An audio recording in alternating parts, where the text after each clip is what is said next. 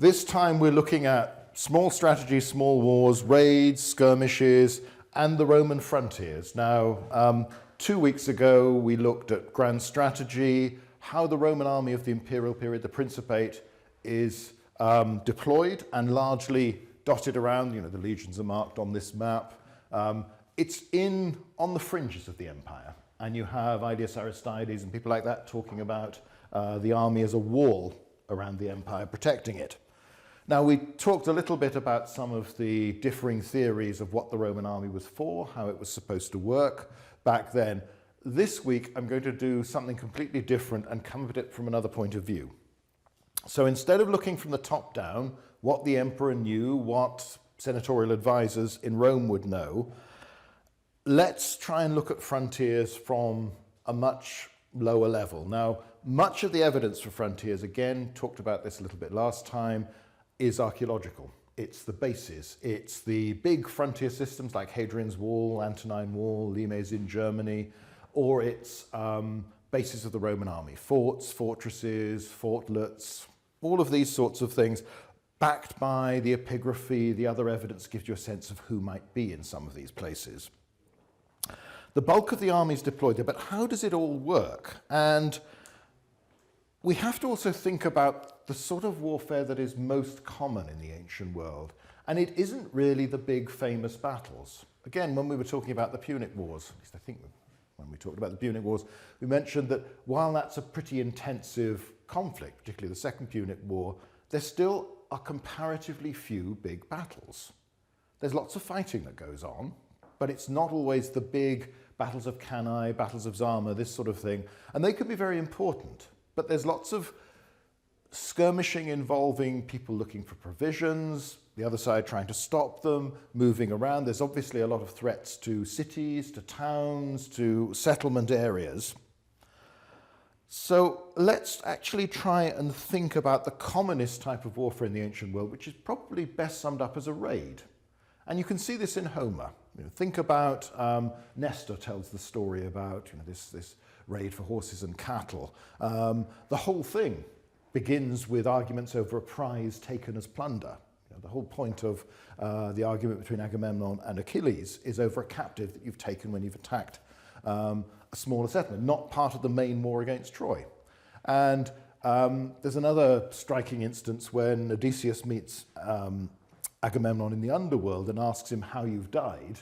And one of his options is, when he talks about, it might be bad weather and storms, or did you fall upon, we fell upon a hostile people who attacked you and killed you while you were rounding up their cattle and taking their women as slaves. And you sort of think, well, if they weren't hostile before you did that, what do you expect? But it's the assumption you have in the Homeric world that anybody who comes and arrives by sea might not be friendly. They might be coming to sell you something, or they might be coming to take slaves, to steal. And it's there throughout. It's there in every period of Roman history. It's a lot of the conflict and fighting that you could see in the classical Greece. Think of what the Athenians are doing during the Delian League and afterwards. These fleet actions where they take people by sea but land on an island or land on a coast. It's not a big battle. It's often not even about permanent conquest, though sometimes they will go and blockade a city until it submits. A lot of things are about raiding, and it's almost robbery with violence. By modern terms, the distinction between what you'd see as warfare and crime is not so very clear. So it's quite fuzzy, and we need to think in a different way about this. So my aim today is actually to try and think about what a raid might be on the Roman frontier and across the Roman frontier. Who would be doing it, why they would be doing it, and how they would be doing it. And when we've thought about that, then we can go back and look at the frontier defences, the bases, the installations, and maybe we'll see why they are the way they are, why they're laid out that way. So it's turning it around. It's coming from a different point of view. Now, I've talked about this subject before at appallingly great length and cited lots of examples. This time, I'm not going to give all the references as I go along and all the indications, but everything that we talk about is based around how the text described this and then extrapolating from that to say, well, what is logical? How practically do you do things? So there's very much an emphasis on the practical today. And maybe we need then to think in a different way about what is defensive and what isn't. So here you've got a bit of Trajan's column with the watchtowers along the Danube and the out of proportion Roman soldiers standing next to them. That sense of guarding, but again, what are they actually doing? What are they guarding against? There's an inscription, several of them actually, recording the Emperor Commodus building burgi, small fortlets, small installations against translates the clandestine crossing of bandits across the river. So again, you see it again and again and again in the sources. So let's try and bring all the evidence together and give ourselves a sort of hypothetical example of how this would work. And probably, although it might say, oh right, sorry, that's not what I expected to get. Here's a reconstructed tower and part of the limes in Germany where you have the palisade, a ditch behind it, not in front of it. The palisade, unlike Hadrian's Wall, definitely isn't something that anyone's going to stand on top of. It's not like a castle wall or anything like that. Hadrian's Wall, there's a debate over whether or not there was a walkway, but it's possible, whereas on the limes, it's not. And the ditch is behind, which is not what you'd think of as your, the obvious way of doing it. Again, look at a castle moat. It's outside the wall. It's to make it hard to get to the wall. Then another bank, then the tower. You've got a lot of Roman troops in penny packets in many of these. There are lots of these small bases, isolated towers like this, sometimes with an earthwork around them, sometimes not. And you've got the army that's in the big forts, like here's the reconstructed gateway at South Shields, that appear to be concentrated. But again, it comes back to some of the things we talked about a little bit last time. Just because you have a fort that's designed to hold a cohort or a cavalry ala doesn't mean that all the members of that unit stay 24 hours a day, 7 days a week for their full 25 years of service in their proper barrack rooms, doing nothing, waiting for a big war. Everything suggests a much messier, more confused deployment we've got. So again, here's the Wall's End fort. I think I showed this picture of the model before. And again, it says here we've got the little toy soldiers moving around. It's a reminder, real people move around a lot more. And what we see as a short time on a site archaeologically often is a pretty long time. So when we talk about a commander being posted to a base like Vindolanda or Housesteads, one of the forts in northern Britain, and that we estimate they're there for about 3 years, it actually, that's like doing an entire undergraduate degree and you're staying there. It is quite reasonable that you bring your family with you for that time, because otherwise that's a long, long period. And you do lots of other things in that time. Anyway, so here's Hadrian's, Hadrian's Wall, right. I think we'll see what slides we've got. We've got something interesting. Here's the reconstruction at Wall's End, or just along from Wall's End. Just a reminder, there are these big physical barriers, but what are they supposed to do?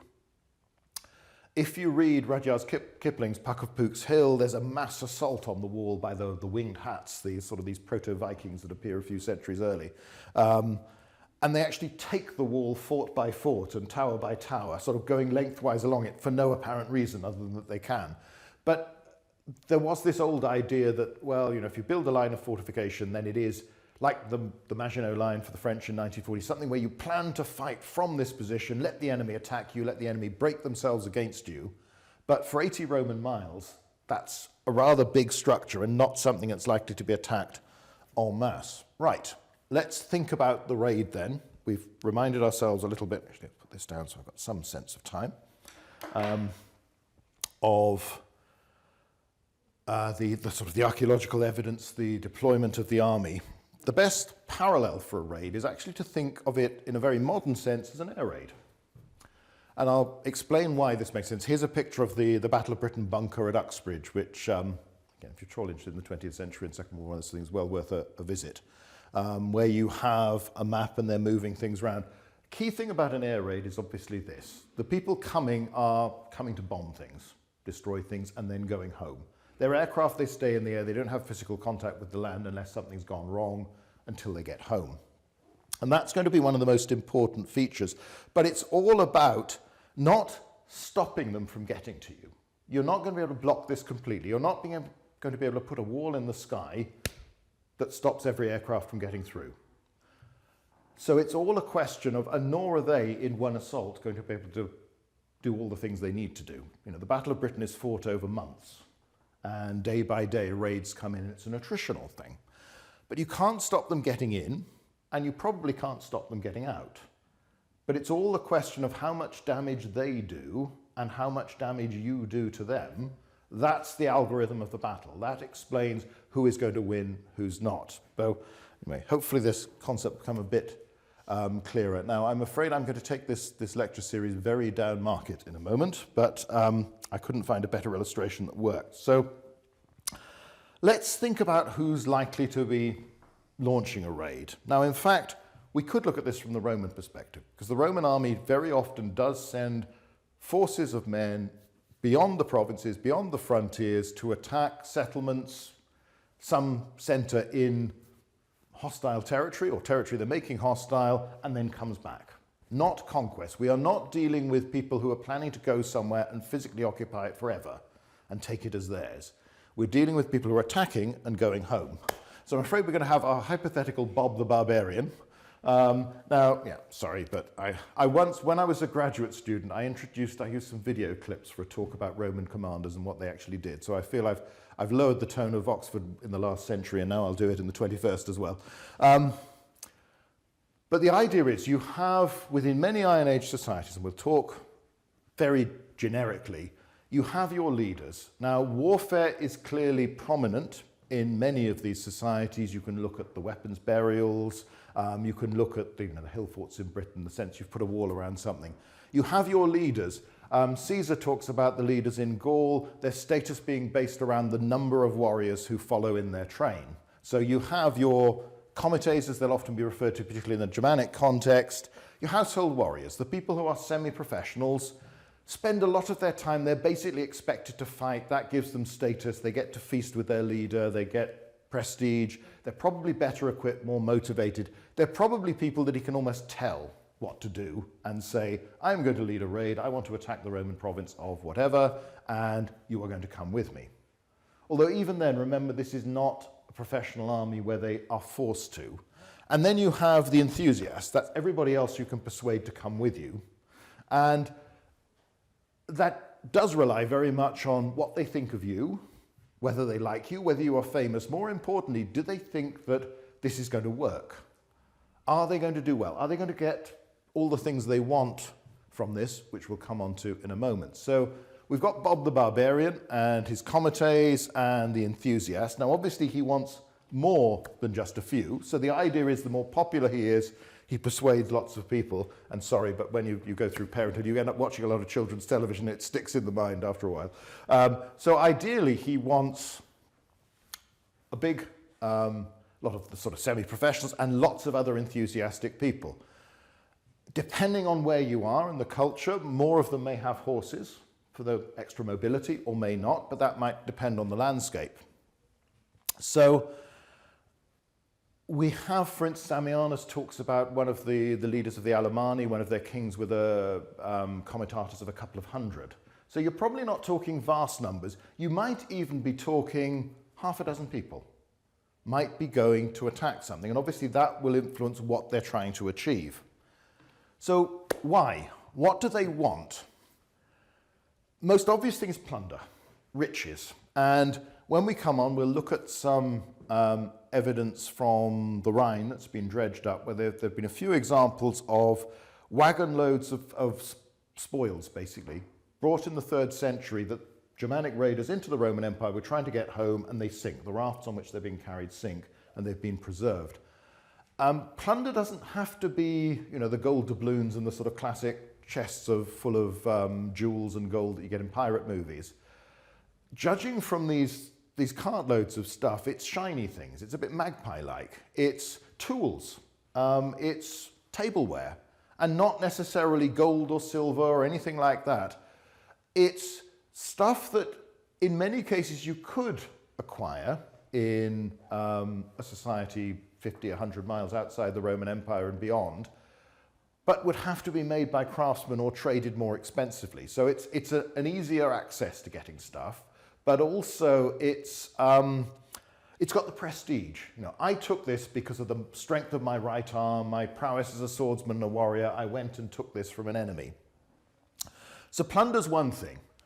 Revenge is an important thing as well, particularly in the context that you don't, other than obviously in the initial contact between the Romans and anybody else, the Romans will tend to have reprisals to these raids. This is something we'll come back to at the end. So sometimes you're doing it because they've done something nasty. So raiding can be part of a wider war. It's how you do something unpleasant to your enemy to make him give in, or make him sorry that he ever did anything to you, which comes back to the instilling fear. The idea that you're big, you're hard, you're tough, because you demonstrate this by going off and plundering those around you. That means nobody should dare to try and attack you, because they will suffer if you do it. Caesar talks about Germanic tribes trying to keep a depopulated strip of territory around their lands as a warning to others, basically a keep-off sign. And you get that impression elsewhere. And you've got glory as well, the fame and fortune. In a warrior society, if you are the leader who is the chief, the sub-king, the king, whatever it might be, you are competing with others. And there is, again, it comes very much from the Roman sources, because primarily we're getting this from the Roman point of view. And you could argue that people become more militant, more warlike when the Romans turn up near them. And also, more generally, it's some of these things that's gradually being put together. But if you think from a point of view of trade, as the Mediterranean comes together, develops, and then turns into the Roman Empire, look at the quantities of goods, whether it's wine, whether it's metalwork, that flood out from there and go very far afield. That introduces an element to your society that you've never had before. It gives prestige to the people who can own it. If you even go into the British Museum's Roman Britain gallery, look at the stuff that's getting to Britain, particularly before Caesar, but even to some extent between Caesar and Claudius' invasion, and it's prestige stuff. It's mirrors, it's tableware, it's big amphorae of wine for feasting. It's for the elite. When the Romans get here, there's a lot more Coca-Cola bottles and jeans, basically. There's a lot more Roman stuff that's available to people, because you've been bolted into the imperial economy in a bit of way. But when you're getting the luxury stuff in, that's very prestigious. That gives extra status to some people, which can increase the competition between those different leaders to show off, and can also mean, well, what are you sending back? How are you buying this stuff? And it can encourage raids on your neighbors to take slaves so you can trade people for these luxury goods, which again is one of the things, along with hunting dogs and other stuff that Strabo talks about, coming from Britain. So these are the main motivations, the sort of fairly obvious ones for our Bob the Barbarian to want to go and attack the Romans in the first place. One thing links all of them. To get any benefit from pretty much all of this, with the possible exception of revenge, you have to get home again. You have to win, you have to succeed, and you have to be still alive to tell the story. To boast about, well, I went to there and I found this villa and I took 20 cattle from there and plundered it of gold, all this sort of thing. You've got to be able to boast about it. And it comes back to when Bob's trying to recruit people, his reputation, his past form, basically. If he's led lots of successful raids, then it's more likely that people will say, when he announces, I'm going somewhere, yes, I want to come. So he gets a bigger force, makes him more important domestically, as well as in terms of practical terms of mounting a bigger raid. Right. This is something that we don't necessarily think about so readily. We looked a little bit last time at the Putiger table, the Roman map, and how that presents the relationship between places, but not in a way that we would be familiar with. We would do that way. It's something that the movies can give us a false impression of, where the Viking longships just come out of the mist and happen to attack our main characters, or the Comanches, whoever it might be in a western, just happen to appear. The point is, it comes back to the idea of the air raid. If you're going to attack the Roman Empire, then there are people, there's a wider population, but there's also the Roman army that might have words to say with you. So it's all an emphasis on speed. You need to know where you're going to get there as quickly as possible. But you also, I mean, perhaps it's less familiar now in an age where we can just look on a phone and say, oh, I need a shop for this or something like that. Where is it? Or where am I going? Think back to a world without maps. And if you want to plunder a villa, then you need to know where that villa is, and you need to know how to get there, and then how to get back. If you want to go to, this is an aerial view of Butser, the Iron Age farm, just a sense of, even if you are raiding effectively people much like yourself, and you'd be doing this tribe against tribe, apart from in the Roman context, especially if you're a small party, then a farmstead of an extended family group with maybe 5, 10 cattle, something like that, sheep, other things, that's quite a lot there, but you need to know where it is, and you need to be able to get there. You can also look that if you look at a settlement like this, I can't remember which one this is. It's one of those illustrations I've had for years, and I've now forgotten where I got it from. Quite common, this is a relatively big one, but lots of Iron Age farmsteads. It's a few buildings, half a dozen at the most. There's usually a ditch. This is quite an extensive palisade around it. Often it's smaller. It's little more than cattle pens to stop your cattle getting out. It's not, at first glance, defensive, but we'll come back to that. But again, you need to know where it is. You need to know, here's the Roman villa building at Butser. We're back there. You need to know where the more expensive things are. Obviously, you need to know if you've got a really big raiding party where a village is or a town is or something bigger. Now, it is significant. Here's bits from Kai Went, my part of the world, of the Roman town and the reconstruction of one of the temples. You need to think about how to get there, and a striking feature of Roman relations with, whether it's the Persians or whether it's Germanic tribes in Europe, is limiting their access into a province for trade. So Tacitus singles out in the Germania one tribe that are allowed to come into the province. Everybody else has to do their business at certain designated places on the frontier. Late Roman, Byzantine and Persian diplomacy, often again, it establishes which city trade will pass through. Because if somebody comes to trade, they can have a good look around as well, and they can go and tell people. Again, a link with trade and raiding goes back to Homer and probably beyond. Now, you've also got a sense of, okay, I'm going to this place, it might have nice things I want, who is there? We've gone back, we've seen Bob the Barbarian and his lads want to come and do this, but they want to get home. This is not a raid to make a statement, to commit suicide. They really don't want to get killed or hurt, particularly hurt, because getting hurt is going to make it harder for you to get home quickly. So you also need to know, okay, there's a temple, maybe it's got treasures in it, who's there? How many people?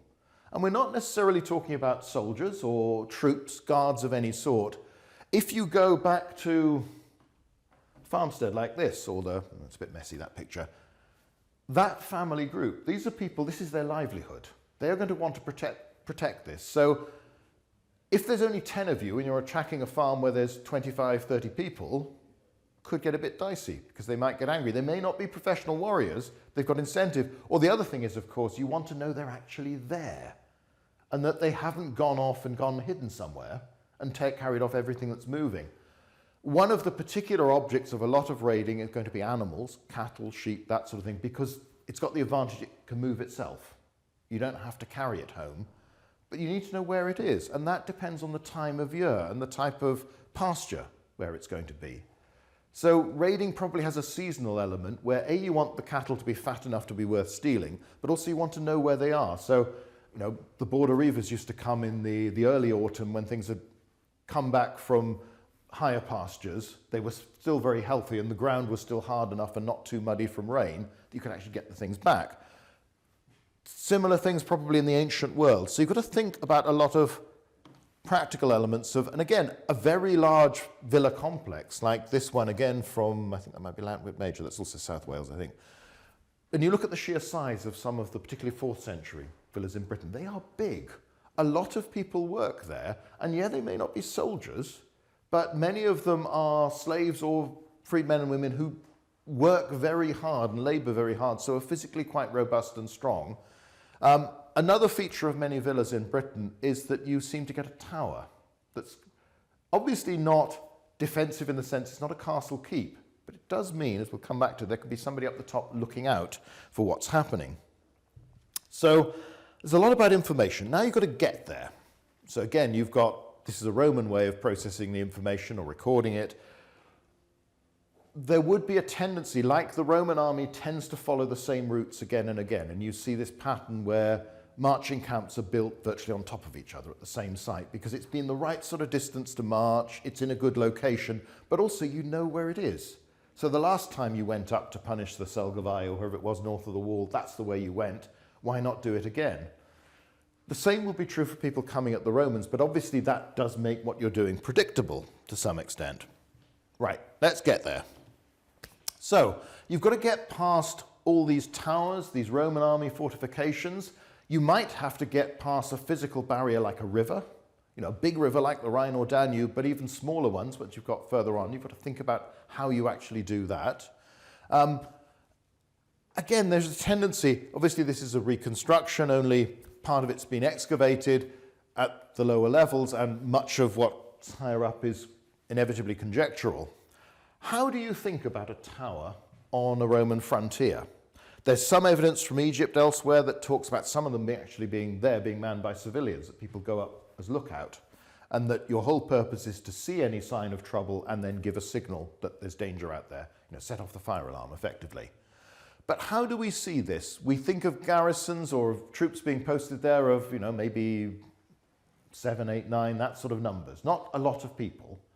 But do you see this as a pillbox, basically, somewhere where they stay and they look and they see what's going on? Or do you see it as a police station?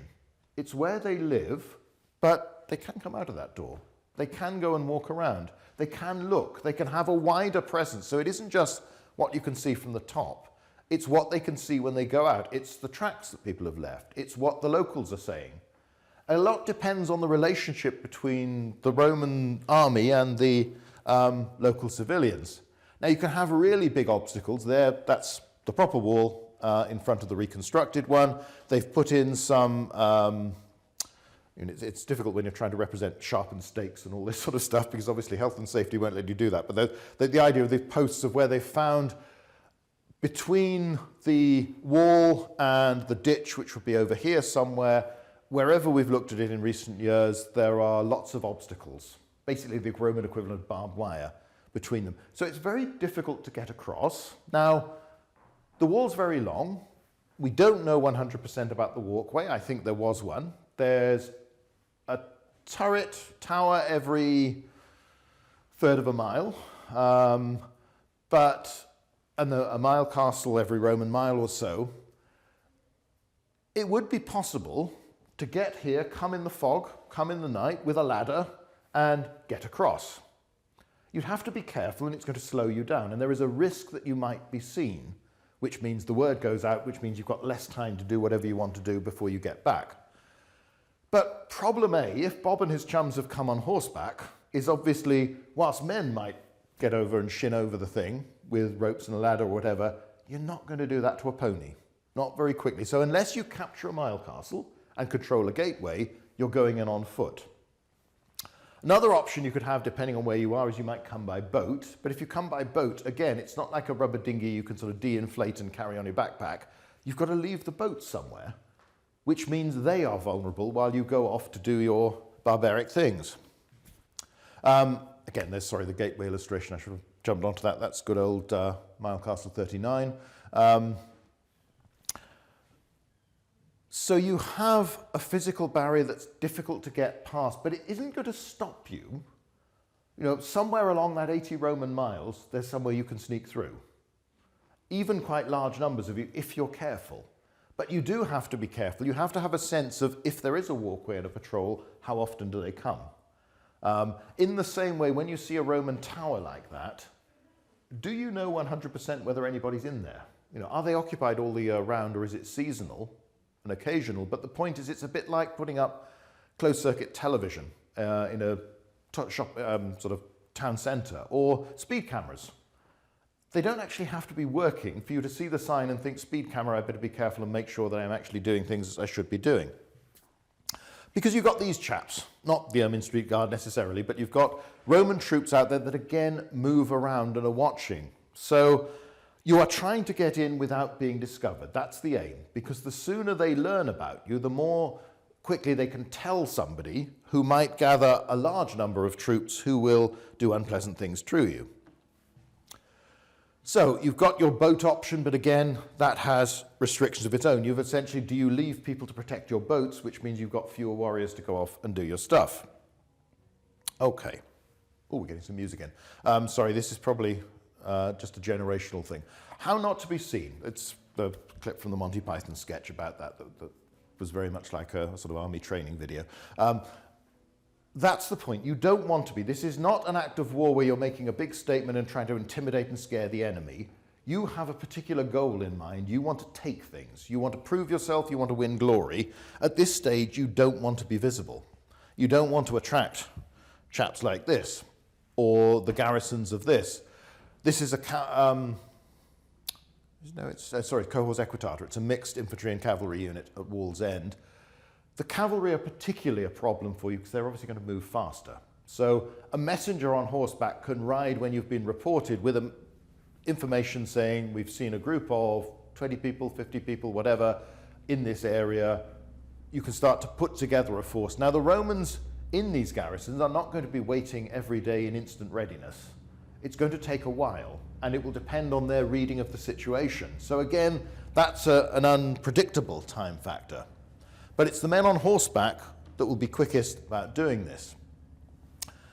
Now you're in there, you still don't want to get detected, but whenever there's any sort of river, unless it's something you can swim, now in some areas where there isn't a Hadrian's Wall, maybe you've come on horseback so you can do that. If you bring rafts or boats, that's big, that's cumbersome. If you try and use a bridge or a ford that is there is a very good chance that that will attract attention because they're there for a purpose. People use them, and quite often there is a military installation nearby. So, you've managed to get in, nobody's seen you, it's all gone perfectly well. Now you get to plunder. You find your villa or your family farmstead or whatever, and you attack it. Again, you want to make sure if the warning has gone out, and we read of not only, there's obvious things like smoke signals, you seem to see those outside some of the towers on Hadrian's Wall, or at least big pyres ready to burn. In the Verrae narrations, when Cicero's talking about Verres' lads going out stealing things from temples in Sicily, one point he talks about the population of a town being raised by the shouts of the guards. In another, it's by a cow horn trumpet. There are fairly basic ways. You read about this, you can see this in some of the Talmudic sources as well. Dogs, guard dogs, will bark and tell you that there's something out there. If you have warning, then the people might be getting ready to resist you, or they might be rushing away as fast as they can to get away from you, and they might be hard to catch, driving away the cattle, taking away the valuables, burying the valuables, whatever it might be. So surprise is the key to getting there. Once you do, here's again Trajan's column with the fellow setting light to the buildings, you've got to get the stuff, which takes time. That is not something where, again, you press a few buttons and here we are, here's our nice bag of swag that we can take away. If you're trying to capture people as slaves, which is quite often an object, you've got to catch them. That takes time. Sometimes, we won't go into too much detail, but obviously the ancient world is not a nice place. A grim example of this comes from a 3rd century villa site on the Rhine frontier, where remains of 13 inhabitants have been killed, some of them dismembered, some of them scalped, bodies tipped into a well. So if you do that sort of thing for whatever reason, to prove you're a great warrior because you're just a nasty so-and-so, or revenge to frighten people, whatever it might be, that takes time. All the stuff you do there takes time. Tacitus talks about an occasion where a Roman column comes up and discovers a group of barbarians, the Germans, that have raided the Roman province, and finds them mostly drunk because they've got there, they've found all this food and wine, and they've had a big party. Ammianus talks about another group that in the 4th century are caught whilst half of them are asleep and half of them are dyeing their hair red in the river. Because that's what you do. You've got to look good while you're doing this sort of stuff. So all of this takes time, and then there's an added element. If you've got lots of shiny things that you've taken, you've got to carry them away. And that might mean loading them on a mule. Obviously the more plunder the better as far as you're concerned, but you've got to transport it. Sorry for rude pictures. If you've taken people as captives, yes, they can walk, but you've got to guard them because they're not going to be too keen on this and they will want to get away. And many of the most valuable captives, the easiest slaves to sell, will be women and will be children. So particularly the children are not going to be up for walking a long way of forced march to get you back outside the frontier. So there is a particularly grim story where, again from Ammianus, where the Persians retreat after a raid into Roman Syria, I think it is. And as they're being pursued by the Roman force, they start killing or hamstringing the captives that can't keep up. And the Romans discover a trail of mostly old people that are no longer able to walk because they've been crippled. Whether the Persians are just doing this to be plain nasty or whether they're doing it thinking it'll slow the Romans down because they will try and look after the people they've got there. It's a practical thing. People, this doesn't just happen. You captured someone, they're not going to want to be there, and you've got to get them back because by the time you've started to plunder places, there seems to be an urge to destroy things, set light to it, which is fairly common. Caesar, for instance, talks about one advance his army makes where they don't burn any buildings, and therefore they surprise the tribe they're attacking because there are no columns of smoke going up. So you're moving faster. I think it's either Caesar, or it might be from Book 8, it might be from the Continuator. That's one of the wagons from the Rhine, and again you can see it's pots and pans, it's all sorts of stuff. It really is bric-a-brac, wheels. But again, not impossible to acquire in Free Germany, but it's expensive and this is more prestigious. That's from the Adam Clissie Metopes, showing possibly a family migrating. But again, you load all this stuff into a wagon, you've got to get that home. This one doesn't because it sinks in the river. And that's how we discover it, although reconstruction is based on the actual example that does. And you're being chased by these chaps by this time. So they know you're there by this time. The more successful your raid has been, in many respects, the more likely it is to slow you down. Because the more plunder you get, the harder it is to carry back. And they now know you're there. They know where you're going as well. They can guess you've come in this way, you're probably going out that way. So it then comes back to the same line of obstacles like this, that again, palisade there, coming in this way, this is not really about anything you're fighting from, but it doesn't half slow down anybody coming through, going that way, and then even more coming back that way. And if you've got wagon loads of stuff, then you come across a river, you need a bridge or a ford. You can't, or you've got to make a raft as they tried to in the Rhine. In those cases, it didn't work. If you get to Hadrian's Wall, you've got to get it across that, or ditches, whatever it might be. The complex of Hadrian's Wall, of the ditch in front of the wall itself, the vallum, this big, wide, flat-bottom ditch behind it. Again, back to the wall, you've got to get back past all of this. Because these chaps, and this is when they put together a terma worth of reenactors a couple of years back. So you've got sort of 30, 32-ish Romans. Again,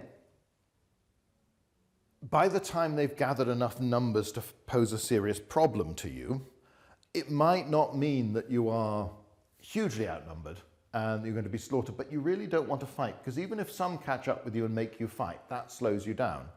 Now, it could be a moment of glory. You've been challenged and you show off what a great warrior you are. You defeat the Roman army and you take some of their swords and equipment and other things and show off your prestige that way. But it is risky. It's getting harder. And the more, again, more plunder you've acquired, the more you've got to protect, the harder it is. There's also what happens afterwards. That's from the first Afghan war, the doctor, the only European who made it back from the army that was wiped out on its way back from Kabul. There is a sense where when you're looking at these frontiers, you have to think about the impressions, almost the symbols. Here was a case where probably the pursuers let one man go because they thought one man surviving is a lot more scary than nobody coming back at all, because that really reinforces the point that this has gone very badly wrong. A lot of frontier situations, it's about intimidation. You've got these rows of heads on spikes outside on top of the line of fortification. You've got your reputation of being scary, the Romans burning buildings here.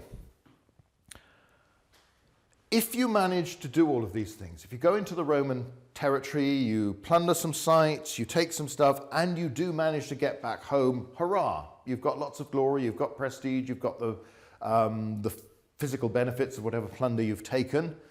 That's good for your status. It does mean that in the future, when you say, I'm going on a raid, even more people will come and join you. And there is a pattern that you see from particularly the 2nd century BC onwards, with any Roman frontier. Whenever a raid comes in and succeeds, then more will come in the future and they'll be bigger. Because the perception is you're vulnerable. You are weak. You have things that are nice and it's easy to take them from you, therefore people will attack you. This is certainly the Roman mentality, that you need to reassert your dominance, show how strong you are by punishing the people who've done this, by attacking them, by basically raiding them in turn, and basically putting the terror back in the relationship, making them afraid of you so they won't attack you. So obviously, best thing as far as the defenders, the Romans, are concerned is that people don't get home. You might not be able to stop them coming in, you might not even be able to stop them attacking some of your settlements, but hopefully you can stop them getting home to boast about it. And when you read the accounts from any period, Roman armies, unless it's by pure chance, only ever encounter raiding bands when the raiding bands are on their way home. And you could even flip this the other way. If you look at Germanicus's campaigns beyond the Rhine in the early part of Tiberius's reign, he meets opposition when he's on his way home. He's gone out, he's done things, but when he turns and comes back, because by that time the defenders have got organised and they've mustered an army and they've worked out, you've got to come along that route, we're going to wait there, we're going to fight you. So a lot of this is about fear. Sorry, it's all a bit gruesome, isn't it? And we come back to our Roman soldiers and watchtowers along the lines of the frontier. It's a little bit, let's take it even another way. Let's consider the lock on your front door. That is not going to stop a platoon of paratroopers that turn up and want to storm your house. What it is going to do is, if there's a burglar or somebody else, they're going to make noise coming in. They might attract attention. They might trigger an alarm. You then hope that neighbours or some system will go, we'll call the police, we'll come and do something about it. It's almost the same mentality. Things like this are not meant to stop attacks, but they're to make those attackers feel that they're being watched, and if possible, let people know, let the authorities, let the Roman army commanders of the nearest bases know there is trouble out there, you need to do something about it. And there is a direct link between being perceived as weak in these smaller attacks. If you don't deal with them, if you don't either stop them or punish them subsequently by going and doing worse to the people who've just done it to you, which obviously that comes back to when we looked early on about the whole revenge thing. It's a mentality based around dominance and fear, which does tend to mean that those people you've been dealing with have no reason at all to like you. And when they perceive you to be vulnerable in the future, then they're going to attack.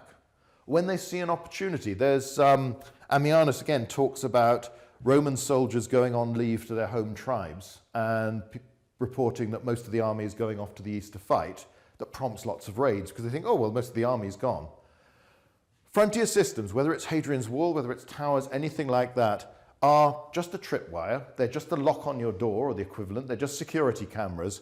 Unless there are people there, soldiers who will come and directly fight, catch the people who are attacking, either on their way home or we'll find them, go and visit them in their homes a few weeks, a few months later, then none of this works. So there is a tendency, we see the physical remains, like Hadrian's Wall. I think that's my last one, isn't it? Yeah. And we focus on the structures, but what really matters are the people. It's the soldiers, it's the troops, it's the commanders, and it's for them to function. It's all about information and timing and moving and concentrating and responding. But it does really become a question of how frontiers work is probably, when we looked last time and we were looking top down from the emperor, is probably the wrong way of thinking about it, because most of the people you're living alongside live in quite divided, small-scale societies. You know, these are not large states that muster big, big armies.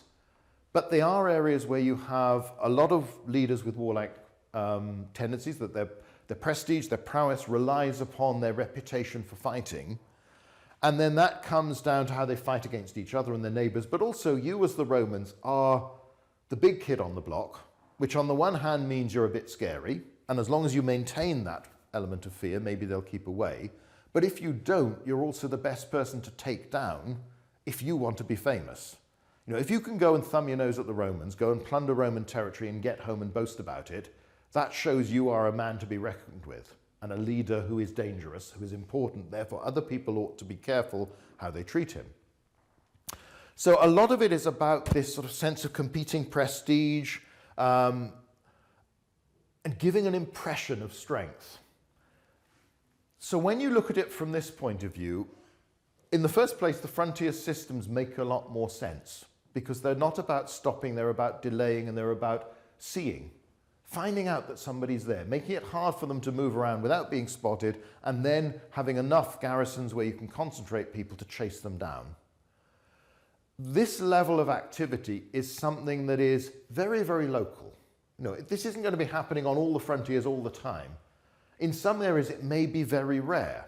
If things go wrong and the Romans are seen as weak, then it might get more common. And again, particularly in later antiquity, you'll find whenever armies are moved away to fight a civil war somewhere else, the frontier tends to collapse.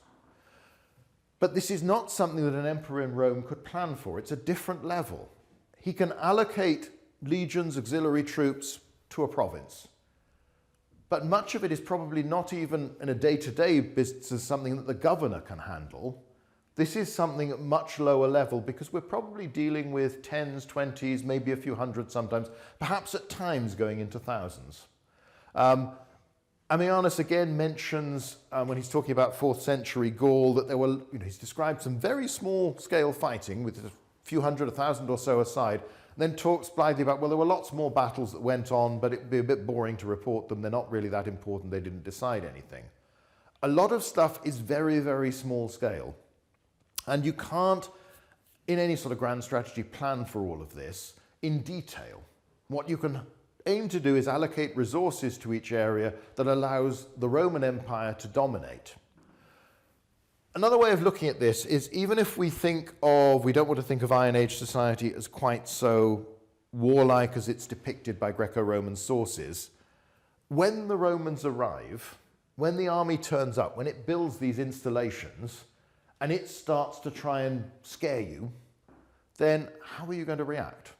It could be that in some areas where the Romans arrive, you start to provoke conflict and attack because you're the only way to deal with them. But again, it's more complicated than that. Generally speaking, there's not a lot of evidence for peaceful societies in the ancient world, and particularly in Iron and Bronze Ages.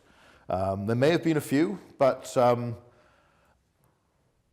not many. And when you start to think back, it is a common statement where people look at Iron Age oppida, hill forts in Britain, that sort of thing, and they look and they say, well, this is not really defensive because, okay, it's on a hill, but there's actually a taller hill over there. Well, does that matter? You've still fenced yourself in. It's still difficult to get into. It's particularly difficult for a small raiding group. Might not be for a big army, but are you planning to deal with big armies, or are you planning to deal with lots of small raiders that might come and that want something from you? They want to steal your cattle or your pigs or your sheep or whatever it might be, or your people. Or they want to exact revenge, they want to terrify you by killing people, to frighten. Most of these things actually, you've got to think about, well, what are you protecting and against what? But also the old one of, there's a higher hill, why didn't you build it up there? Well, to be honest, until you get into the early modern period in artillery, that doesn't matter. Somebody can look down at you from a hill half a mile away, but they can't do anything to you. And just being stared at might be a bit annoying, but it's not. So it's the same as the little ditches around a farmstead. They protect your cattle. It means it's much harder for somebody to sneak up in the night and without being heard, make off with the pony you've got, the cows you've got, whatever it might be. Because they've either got to come through the gateway or they've got to somehow scramble these things over the wall and over the ditch. If there's only 10 of them and there's 10 or 15 of you, then maybe you can put up a struggle and face them off.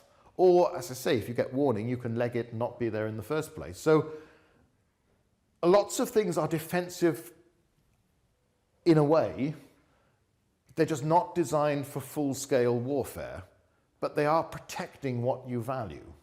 So I think really the idea of this was to try and look at the practicalities of this type of warfare, which tends not to be considered, and then move from that to what the evidence is and try and look again at settlement patterns, at Roman frontier defences. And it suggests much of it is probably very effective at dealing with this lower level stuff, as long as you've got the soldiers there to do it. And that will be the thing, is that the Roman army, while big, can't be everywhere. And when the Roman army, as we'll see next time, starts to devote its attentions to fighting against other Roman armies, then there's lots more opportunity. The frontiers crumble because there's nobody there to man them. And it's not, you can have Hadrian's Wall and it can be in perfect condition, but if there's nobody actually there, if once you've got in and you've started plundering and somebody spots you, there is no one to come to the rescue, no one to come and chase you down, then you've got nothing to worry about. So again, there's a nice case from Ammianus, not nice is the wrong word, but a useful example, where a group of Franks hole up in an abandoned Roman fort for the winter. They've been plundering and they decide to stay, plunder for longer, more thoroughly, because they've heard that the Roman army has gone away. There are no troops in the area, so it's safe to do so. And in that particular case, the Emperor Julian spends several months besieging them, and when they surrender, actually recruits them, which again gives you an idea of how the Roman army has changed and is working differently by this period. So anyway, that was a different take on the frontiers, the strategy question, looking at it from the sort of worm's eye view rather than top down.